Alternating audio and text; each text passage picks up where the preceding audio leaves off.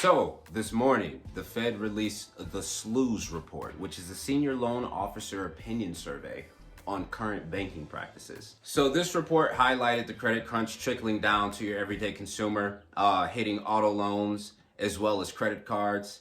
Now, we haven't seen crazy tightening from the larger banks, but we've seen a good chunk of smaller banks actually tighten when it comes to lending to their consumers. That includes, your regular consumer loans as well.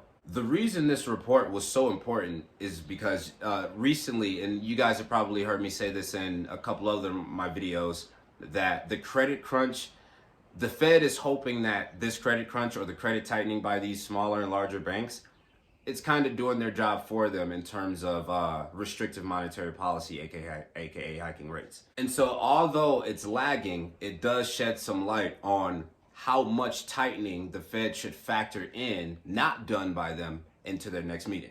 Now, they also highlighted that commercial real estate valuations are very elevated at the moment. And so that's something that they're going to be watching very closely moving forward, as I said in my last video on commercial real estate and the risk associated with it.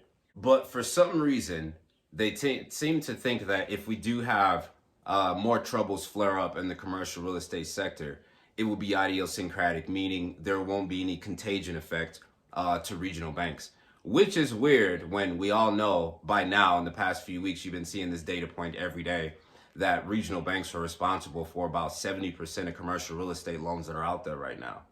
Because I gotta be real, if we start experiencing defaults across the board in commercial real estate, well, it for sure will have a spillover effect to regional banks. Now, at the last FOMC meeting last week, Jay Powell did essentially say that they were going to be more data dependent going forward, which is actually a really good sign. You don't want to be too predetermined when it comes to monetary policy, especially in an environment like this, and you're dealing with lagging effects in the way you carry out monetary policy in the first place. So the monetary action you take now is based on data a month ago or 5 weeks ago, usually for the Fed. But either way, a data-dependent Fed is a good thing, and we will see CPI come out on Wednesday.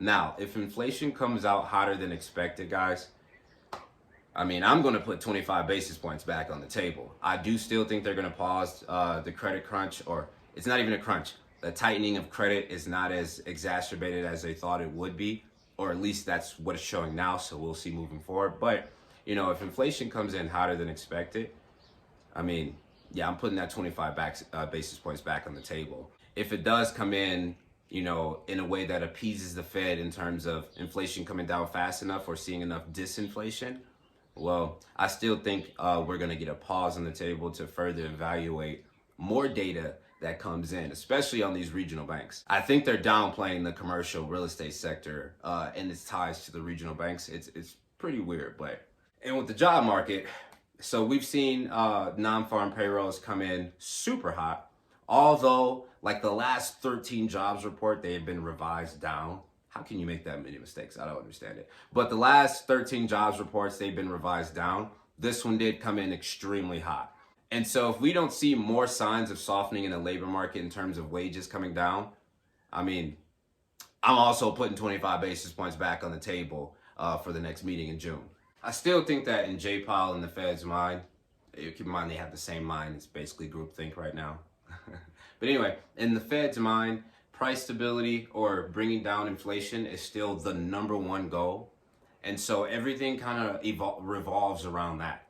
If we see in future data that the banking crisis or this banking debacle has caused more tightening than we see now, obviously we're going to have less restrictive monetary policy, as the economy has already been restricted by the gatekeepers of capital.